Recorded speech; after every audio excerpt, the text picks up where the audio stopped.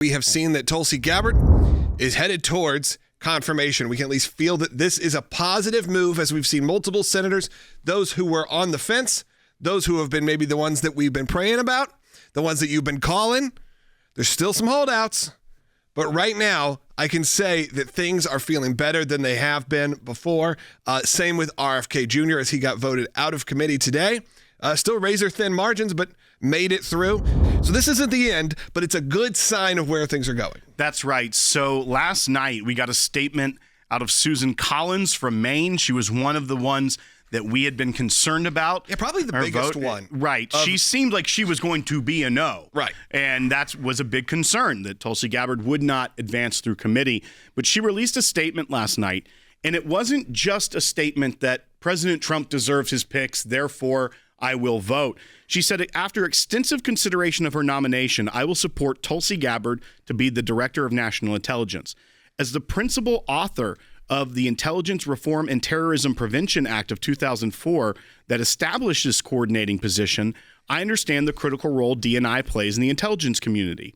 The Office of Director of National Intelligence, however, has become far larger than it was designed to be, and Ms. Gabbard shares my vision of returning the agency to its intended size, and she says she looks forward to working with Ms. Gabbard to strengthen our national security. So not just a President Trump deserves to have his picks, I will vote for that. She is endorsing Tulsi Gabbard in this position, saying she actually is going to be great in this position because she will work on the things I'm concerned about. What's good about this also is that it starts pushing anyone else on the fence to give them that kind of cover. And honestly, to make them look a little bad if they don't vote for Tulsi Gabbard, because you have the ones who are not only on the fence, the ones that we assumed were no, now flipping. This morning, we had Senator Todd Young, who was actually another one of those very concerning votes from the Republican side. He put out a long message this morning, just a few minutes really before we even started this broadcast, that he has gotten some commitments on the way that Tulsi will do her job and that he will support her nomination. So of the 3 to 4 that we were looking at yesterday that we were still concerned about, 2 are affirmatively saying they will vote for her out of committee today. I think the main target right now to ensure confirmation is there's one holdout that we don't really know where that will land, the senator from Kansas, Jerry Moran. And that's when you see the maximum pressure that we have put on, that the Trump administration has put on, it's working. This is a big moment. Today will be a big moment. We saw RFK get pushed through committee. I think, look, RFK and Tulsi were the two that were probably the most controversial, if you will. I don't think they're controversial picks, specifically not Tulsi. I think if you look at RFK, you could at least go, okay, he's changed some of his positions. You could look at maybe some of his positions in terms of qualifications for this job. You could question those and have good conversation about it. I like a lot of the things he says.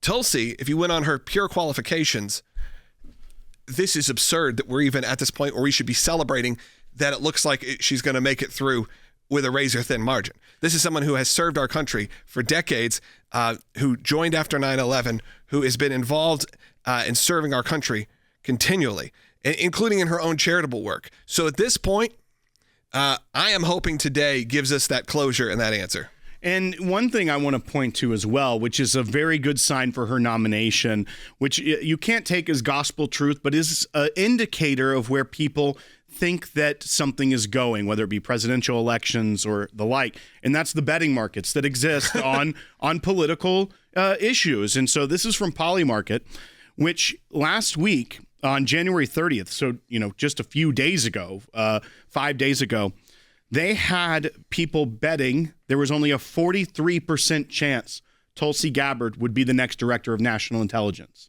So just a few days ago, under 50% chance that she would make it through. But what happened? The American people spoke out.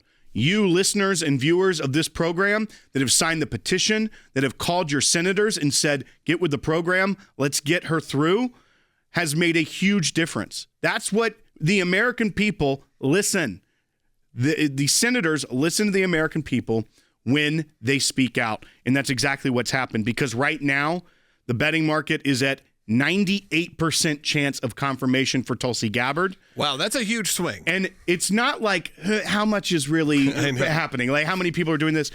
$4.4 million has been traded on this nomination, and they're $1 bets. So it's 4.4 million trades on this betting market. That's a significant sample size if you want to take in polling. That's almost how you can look at it. A very large sample of people thinking how, based off the news and the way things are going, that's a really good sign. Look, I see the reaction from you as well, because this is someone who is our friend. This is someone who you've come to love also and trust. And you've seen what they've put her through. And we're hoping today is a good one. Let's go to Bob, who's calling in Wisconsin on line 1, who's listening on Sirius XM. Bob, you're on the air. Hi, sir. Thank you much for taking my call. I'm just wondering, is Tulsi Gabbard getting a lot of resistance or a confrontation, if you will, because, and this is not to be derogatory, because she jumped ship from the Democrats and they don't know where her trust is or her loyalty really is? Bob, I think that's okay to talk about. I think it's okay to question. She has had a multiple-year journey. Obviously, she is someone who was more moderate even in her time, especially for a Democrat at that point. Sure, do you want to ask her the tough questions? But those aren't the questions they ask. They put in questions about made-up stories of who was she working for? Who was she meeting with? Were you meeting with Hezbollah? What were you doing?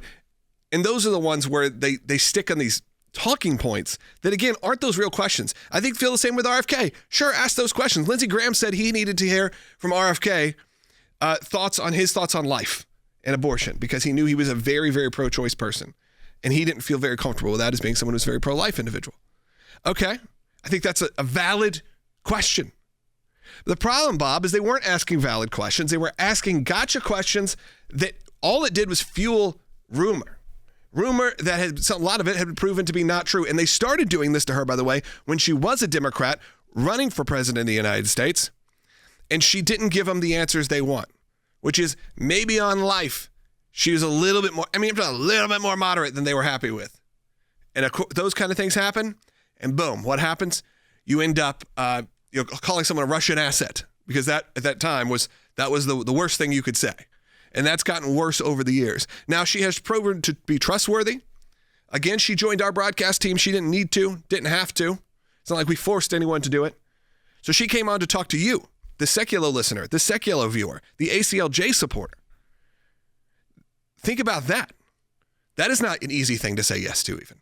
Because you know that for your career, this is something that is a platform that definitely leans more Christian conservative. And you're a Democrat with a Christian upbringing, but maybe your religious beliefs are different now. And now you have a situation where you're getting to talk directly to a Christian conservative audience, and you're choosing to do that. It's pretty powerful.